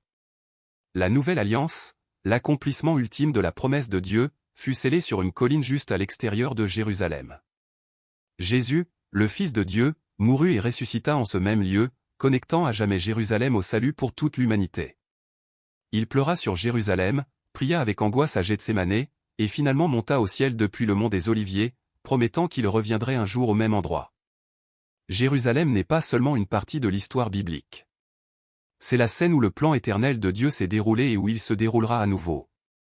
Maintenant, avançons dans le temps. Malgré des milliers d'années, Jérusalem reste la ville la plus contestée de la terre. Les nations en débattent. Des guerres ont été menées pour elle, et des plans de paix l'ont centrée. Pourquoi? parce que la Bible l'a prédit. Zacharie 12h3 prophétise, « En ce jour-là, je ferai de Jérusalem une pierre lourde pour tous les peuples, tous ceux qui la soulèveront se blesseront. » En d'autres termes, Jérusalem deviendra un fardeau international, un point chaud de conflit mondial. Et n'est-ce pas exactement ce que nous voyons aujourd'hui? Chaque fois que Jérusalem est discutée aux Nations Unies ou lors de pourparlers de paix, quelque chose ne va pas. La ville reste intouchable, inamovible, exactement comme Dieu l'avait dit. Mais il y a plus. Selon Zacharie 14h4, quand Jésus reviendra, ses pieds se poseront sur le mont des Oliviers, à l'est de Jérusalem. Cette montagne se fendra en deux, déclenchant une série de changements géologiques et hydrologiques, des événements que les scientifiques disent maintenant être géologiquement possibles en se basant sur les failles sous le mont des Oliviers. Ainsi, une fois de plus, la Bible se vérifie et Jérusalem reste au centre du calendrier prophétique de Dieu. À l'avenir, le troisième temple est en préparation. Des objets sacrés sont prêts. Des génisses rousses sont arrivés. Des prêtres sont formés, et tout cela tourne encore autour de Jérusalem. Les promesses de Dieu à Jérusalem. Il y a deux passages importants dans la Bible où Dieu promet de bénir ceux qui soutiennent Jérusalem et de maudire ceux qui ne le font pas. Le premier se trouve dans Genèse 12h1. Dans ce passage, Dieu fait des promesses à Abraham. Dieu promet la terre à Abraham. La première partie de la promesse de Dieu à Abraham était la terre. Aujourd'hui, cette terre s'appelle Israël. Cette promesse est répétée dans Genèse 15h17. Exode 23, 28-31 décrit la limite de la terre comme s'étendant de la mer Rouge au désert du fleuve Euphrate. Une description plus détaillée de la terre promise est donnée dans Nombre 34, 1-3. Dieu promet de faire d'Abraham une nation. La deuxième partie de la promesse à Abraham était que, par ses descendants, il deviendrait une nation. Cette promesse est répétée dans Genèse 17h4. Israël est devenu une grande nation après avoir quitté l'Égypte. Aujourd'hui, ils n'occupent qu'une partie de la terre que Dieu leur avait promise. Mais un jour, Dieu leur donnera toute la terre qu'il a promise. Le Christ régnera dans ce royaume en tant que roi d'Israël. Dieu promet de bénir et de protéger. Troisièmement, Dieu a promis de protéger la nation d'Israël. Dieu a promis de bénir les nations qui bénissent Israël. Mais quiconque méprise, rabaisse ou cherche à nuire à Israël sera maudit par Dieu lui-même. C'est la raison de soutenir Israël. Toute nation dans le monde qui cherche à nuire à Israël subira la colère de Dieu. La colère de Dieu viendra quand il le voudra. Pour certains, elle n'aura lieu qu'à la fin du monde. Un autre passage important se trouve dans Genèse 27, 29. Il a la même idée que Genèse 12, 2-3. Dieu punira les péchés de l'antisémitisme. Quatrièmement, Ézéchiel 25 démontre que Dieu punira les péchés de l'antisémitisme et de l'antijudaïsme. Non seulement Dieu punira ceux qui attaquent Israël, mais il punira ceux qui se réjouissent de la souffrance d'Israël. Finalement, Dieu a détruit une nation parce qu'elle avait attaqué Israël. Une autre nation a été détruite parce qu'elle s'était réjouie lorsqu'Israël a été attaqué par une autre nation. De plus, une autre nation a été détruite parce qu'elle cherchait à se venger d'Israël. Une nation fut punie car elle prétendait qu'Israël n'avait pas de relation spéciale avec Dieu. Ce dernier point est un avertissement pour ceux qui enseignent le millénialisme, le postmillénialisme et le prétérisme. Ces vues théologiques de la fin des temps enseignent que l'Église a remplacé Israël. Ces vues sont aussi appelées théologie de la substitution. Elles affirment que Dieu en a fini avec Israël. Elles ignorent la vérité que Jérusalem est le centre du monde. La Bible enseigne que Dieu aime à la fois les Juifs et les gentils. Mais Dieu a un amour et un plan spéciaux pour son peuple choisi. Notre Dieu est un Dieu qui cherche des relations. Il n'est pas un Dieu froid et stérile. Il veut que nous l'aimions et que nous le cherchions. Les miracles pour Israël. En effet, celui qui garde Israël ne somnolera ni ne dormira. L'ange protégeant Israël sera toujours là, toujours éveillé et prêt à protéger Israël. C'est pourquoi les miracles de Dieu pour Israël ne se sont pas arrêtés là. Là où il n'est pas présent, je veux dire physiquement, il montre toujours sa force et sa puissance à travers l'archange. Revenons au 5 juin 1967, qui marqua le début de la guerre des 6 jours. Pendant ce temps, Dieu accomplit ses anciennes promesses à Israël où il proclama Jérusalem comme la ville où « j'ai choisi de mettre mon nom ». Quand la guerre commença, Jérusalem était une ville divisée. Sous le contrôle de la Jordanie suite à la guerre d'indépendance de 1948, les sites les plus sacrés d'Israël, le mur des Lamentations et le mont du Temple, étaient interdits aux Juifs. Israël avait gagné sa guerre d'indépendance, mais perdu la moitié orientale de Jérusalem au profit de la Ligue arabe. Les Jordaniens annexèrent Jérusalem-Est, qui se détériora sous leur règne. Ils détruisirent toutes les synagogues du quartier juif sauf une, ainsi que des rouleaux de la Torah et des livres. La liberté religieuse était inexistante. Les Arabes palestiniens se nommaient Arabes, et non Palestiniens, puisqu'Arafat n'avait pas changé leur nom en Palestinien pour ses propres fins politiques. La Jordanie n'a jamais considéré Jérusalem comme sa capitale ou celle de la Palestine. Cependant, le prologue de la guerre des 6 jours remonte à l'annexion de Jérusalem-Est et de la Cisjordanie par la Jordanie en 1950. Au cours des 20 années suivantes, de fréquentes confrontations contribuèrent à l'escalade de la guerre. Parmi elles, l'Égypte, armée de soviétiques, ferma le canal de Suez à la navigation israélienne. En 1959, Yasser Arafat fonda l'Organisation de libération de la Palestine avec pour objectif de détruire Israël. 3 sommets arabes furent tenus pour planifier l'anéantissement d'Israël. Depuis les hauteurs du Golan, la Syrie bombarda les civils israéliens en Galilée. Les affrontements s'intensifièrent en 1966 à 1967. Puis en mai 1967, l'Égypte déclara la guerre à Israël. Radio Le Caire diffusa un message inquiétant, « L'existence d'Israël a trop duré. La bataille est venue dans laquelle nous détruirons Israël. » Un tel discours menaçant de l'Égypte, rejointe par la Syrie, la Jordanie et l'Irak, et soutenu par le Koweït, l'Arabie Saoudite, l'Algérie et le Soudan, mit l'armée de la petite nation juive en état d'alerte maximale. Les forces de défense d'Israël, FDI, avaient également constaté un formidable renforcement des troupes et de l'armement dans le désert du Sinaï, représentant une énorme menace. Les Israéliens étaient si certains de leur défaite qu'ils préparèrent 40 000 cercueils. Réalisant qu'ils seraient largement inférieurs en nombre au combat, les Israéliens mirent en œuvre une stratégie préventive audacieuse qui reposait sur la vitesse et le secret. Elle fut nommée Opération Focus. Les chefs militaires israéliens déterminèrent que la seule façon de vaincre la force aérienne égyptienne, bien supérieure et la plus grande du Moyen-Orient, était de lancer une frappe préventive et de neutraliser tous les avions pendant qu'ils étaient encore au sol.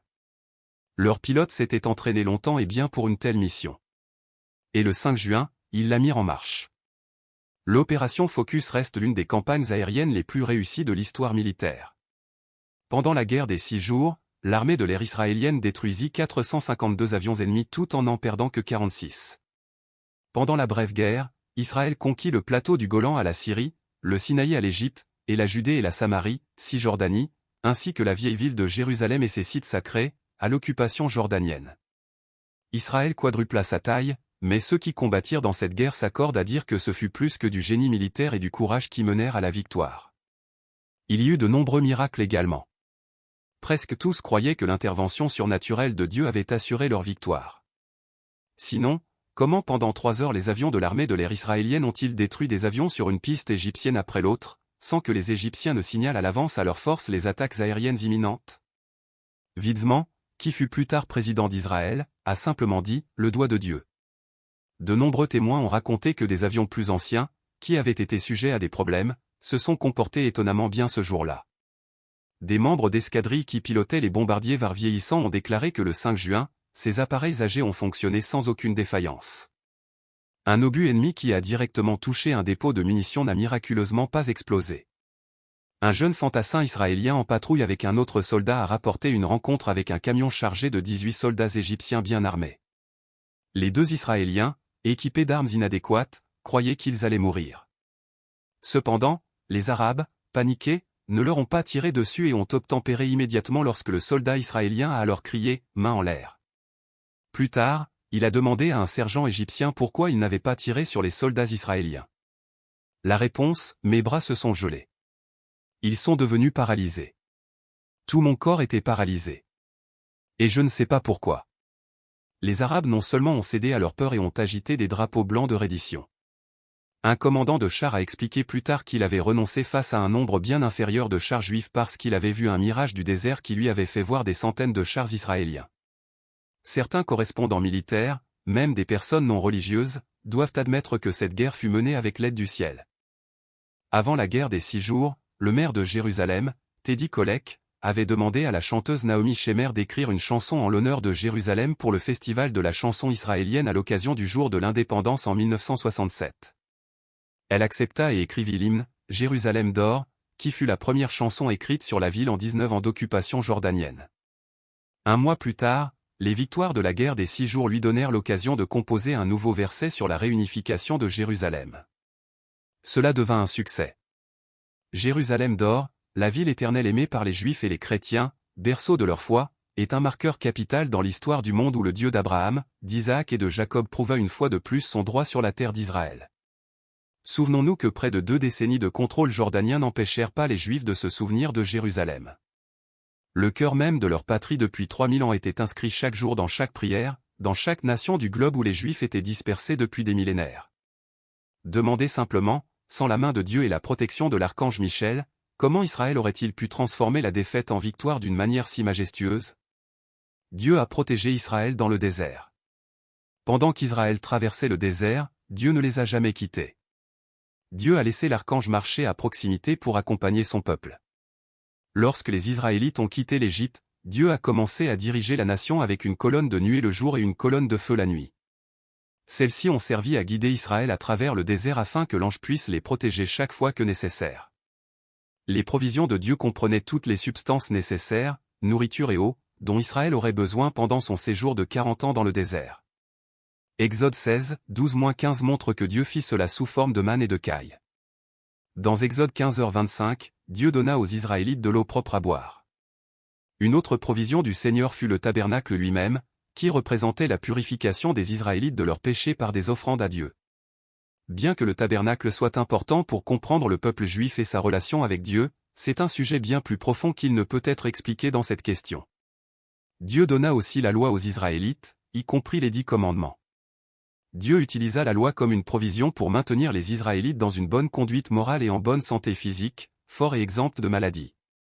Enfin, Dieu les protégea de leurs ennemis, les Amalécites. Le Seigneur pourvut aux besoins des Israélites tant physiquement que spirituellement pendant qu'ils erraient dans le désert, et il s'assura de leur donner tout ce dont ils avaient besoin pour survivre. La fin des temps et le 3e temple. L'Antéchrist déclare qu'il est Dieu alors qu'il est assis dans le temple. Ces 2 passages nous aident à comprendre que le temple doit exister au milieu de la tribulation pour que l'Antéchrist puisse s'y asseoir. Le temple doit être construit à ce moment-là. Cela signifie que le temple pourrait être construit avant le début de la tribulation.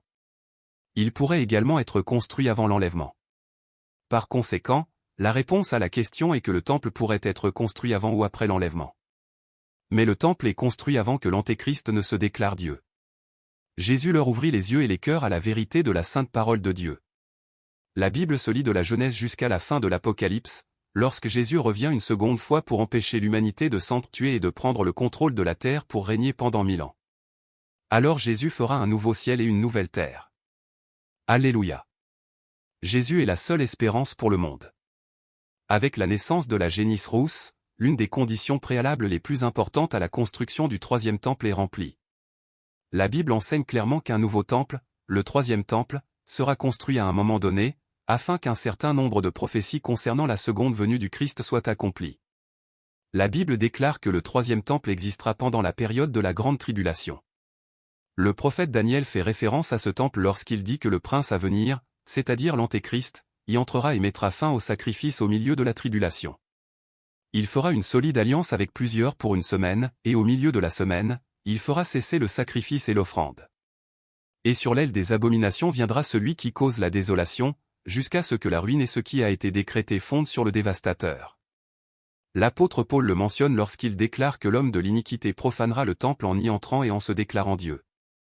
Que personne ne vous séduise d'aucune manière, car il faut que l'apostasie soit arrivée auparavant, et qu'on ait vu paraître l'homme du péché, le fils de la perdition, l'adversaire qui s'élève au-dessus de tout ce qu'on appelle Dieu ou de ce qu'on adore, jusqu'à s'asseoir dans le temple de Dieu, se proclamant lui-même Dieu. Jésus a également parlé de cette abomination de la désolation lors de sa seconde venue dans le discours, indiquant qu'un temple serait alors détruit. Quand donc vous verrez l'abomination de la désolation, dont a parlé le prophète Daniel, établie en lieu saint, que celui qui l'y comprenne, alors que ceux qui seront en Judée fuient vers les montagnes.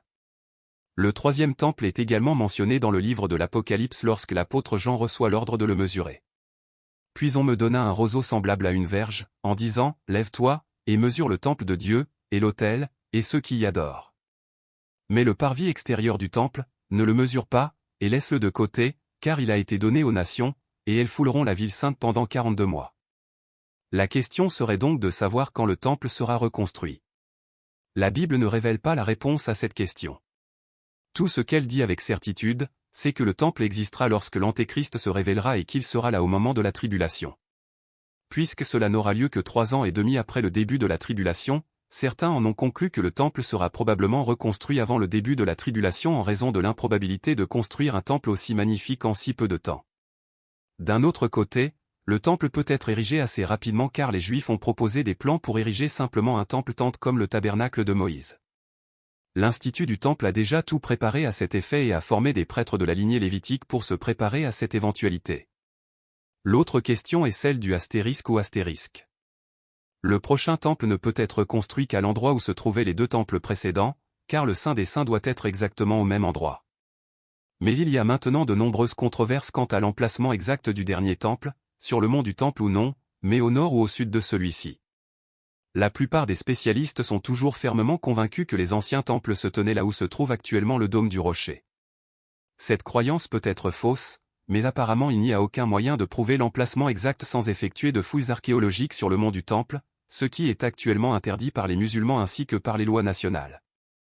Si le 3e temple doit être construit là où se trouve maintenant le dôme du rocher, alors cette structure musulmane doit d'abord être retirée, soit par l'homme, soit par Dieu. Elle pourrait bien sûr être incendiée par un missile ou par un tremblement de terre. Personne ne sait.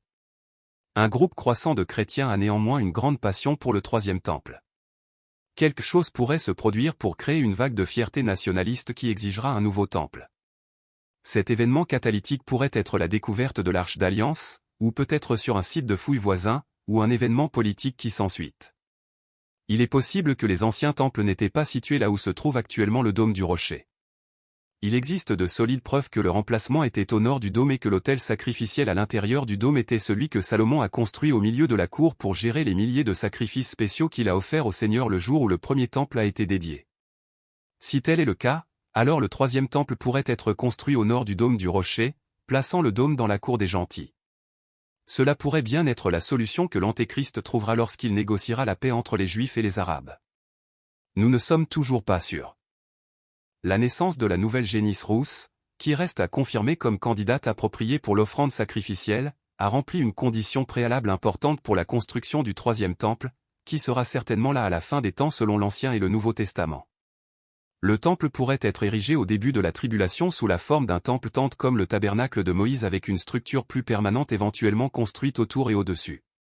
L'Antéchrist profanera ce temple au milieu de la tribulation. Le 3e temple sera détruit à la seconde venue de Jésus-Christ.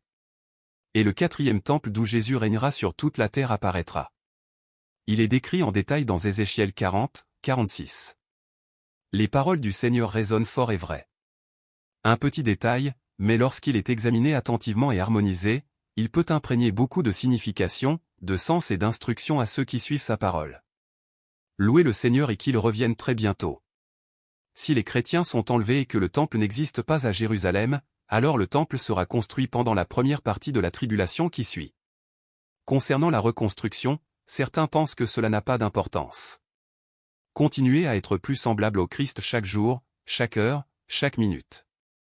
Nous avons eu de nombreuses victoires par la grâce de Dieu.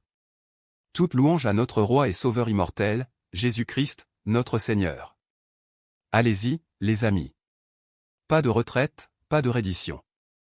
Le Messie n'a jamais perdu le contrôle de la terre ou de son peuple. Il fera tout ce qu'il veut, juste à temps. La vérité est que Jésus est la nouvelle alliance et le nouveau temple. Personne n'ira au Père sans passer par lui. Il fut aussi le sacrifice final. La repentance quotidienne continue et le chemin et la vérité et la voie. Dieu rassemble son peuple en Israël. Plus de 3 millions de Juifs ont quitté leur foyer et ont immigré en Israël depuis 1948, un mouvement connu sous le nom d'Aliyah. Bibliquement, déménager en Israël ou monter à Jérusalem est appelé « monter » et partirait « descendre ». Le mot Aliyah signifie « monter » ou « ascensionner ». Et le nombre d'Européens effectuant ce mouvement va également nettement augmenter à la suite de flambées vitrioliques et violentes d'antisémitisme, telles que nous n'en avons pas vu depuis l'avènement du Troisième Reich. Il est assez stupéfiant de voir à quelle vitesse le monde a oublié son histoire. Mais le peuple d'Israël a juré de ne jamais oublier et embarque dans des avions pour la terre de leur père. Mais Dieu les ramènera chez eux. C'est pourquoi, voici, les jours viennent, dit l'Éternel, où l'on ne dira plus, l'Éternel est vivant, qui a fait monter les enfants d'Israël du pays d'Égypte. Mais on dira, l'Éternel est vivant, qui a fait monter les enfants d'Israël du pays du Nord, et de tous les pays où il les avait chassés. Les miracles des promesses de Dieu à Israël continuent de se dérouler, le bon, le mauvais et le laid. En de très nombreux endroits, les Écritures nous préparent au fait que Dieu prévoyait de ramener son peuple sur sa terre par tous les moyens. L'antisémitisme s'emballe partout dans le monde, et de nombreux Juifs décident maintenant qu'ils seraient plus en sécurité dans un Israël déchiré par la guerre sous la protection des FDI qu'en Europe, et s'échappent tant qu'ils le peuvent encore. Ils sont traqués et pourchassés pour retourner sur la terre donnée à leur père. Comme la Bible l'a dit dans Jérémie 16, 15-16, le rassemblement du peuple de Dieu sur sa terre est l'une des prophéties les plus fréquemment prédites dans la Bible. Il y avait des Juifs qui y vivaient bien avant 1948, achetant des propriétés et travaillant la terre, et les vagues d'immigration continuent d'affluer. Dans Ésaïe 11:11, Dieu a promis de tendre sa main pour rassembler Israël des quatre coins de la terre une seconde fois. La première fois étant des terres de l'exil babylonien. Nous savons aussi par Osée 3, 4-5 que cela se produirait dans les derniers jours. Et Amos 9h15 nous dit qu'ils ne seront plus jamais déracinés. Le premier ministre israélien Netanyahou a diffusé son message via les médias sociaux. Je voudrais dire à tous les Juifs d'Europe et à tous les Juifs du monde, Israël est la patrie de chaque Juif. Israël se prépare et appelle à une immigration massive d'Europe. Quoi qu'il arrive, les enfants de Dieu rentreront chez eux. Dieu est fidèle à toutes ses promesses et à son peuple d'alliance, Israël. Alors que nous observons avec tristesse les événements qui secouent le monde, nous savons que notre Dieu souverain est toujours aux commandes. Il continue de mettre en œuvre ses plans et ses desseins, attirant toutes choses à lui. Il y aura un temps, comme Yeshua l'a prédit, où le peuple juif appellera enfin de la terre d'Israël pour accueillir son Messie, béni soit celui qui vient au nom du Seigneur. Parce que les anciens Israélites sont partis en captivité pour leurs péchés et ont perdu leur proéminence nationale, beaucoup se sont demandé ce qui attend leurs descendants. En fait, la Bible révèle qu'un brillant avenir est réservé à ces peuples. Lorsque le Christ reviendra sur terre et établira le royaume de Dieu, il restaurera un Israël repentant à sa position de leadership dans le monde. Un peuple humilié et obéissant servira alors dans la capacité que Dieu lui a destinée. En effet, sur le chemin pour protéger et rassembler son peuple vers la patrie d'Israël, Dieu étendra toujours sa main pour les protéger tout en permettant à l'archange Michel de toujours se tenir à nos côtés et de nous soutenir. Dieu est là pour tout le monde. Mais l'amour de Dieu est infini. Il accueille tout le monde, même les non-israélites. Bien que Dieu ait choisi de travailler avec l'ancienne nation d'Israël, cette décision n'a pas exclu les peuples d'autres nations, les gentils, de venir comprendre Dieu et de le servir. Dieu a instruit les anciens Israélites qu'ils devaient respecter les peuples d'autres nationalités qui venaient vivre parmi le peuple choisi de Dieu. Quant à l'observation de la Pâque, Dieu a dit, « Et quand un étranger séjournera chez toi et voudra célébrer la Pâque à l'Éternel, que tous ses mâles soient circoncis, alors il s'approchera pour la célébrer, et il sera comme un indigène du pays.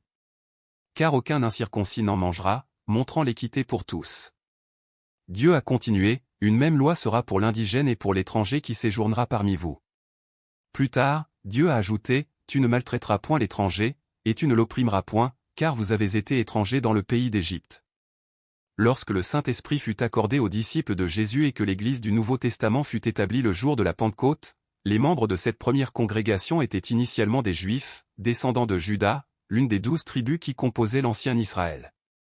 Parce que Dieu avait spécifiquement choisi et travaillé avec leurs ancêtres et continuait de le faire, ils se considéraient comme faisant partie de la communauté d'Israël, ce qui leur donnait accès aux alliances de promesses de Dieu. Ces Juifs, qui furent les premiers chrétiens, ne comprirent pas pleinement que Dieu allait aussi faire entrer des gentils dans l'Église. Par un don miraculeux du Saint-Esprit à un gentil nommé Corneille et à sa maisonnée, tout comme Dieu l'avait fait auparavant pour les Juifs le jour de la Pentecôte, Pierre et les membres de l'Église du Nouveau Testament en vinrent à comprendre que Dieu appelait désormais aussi des personnes d'origines ethniques différentes.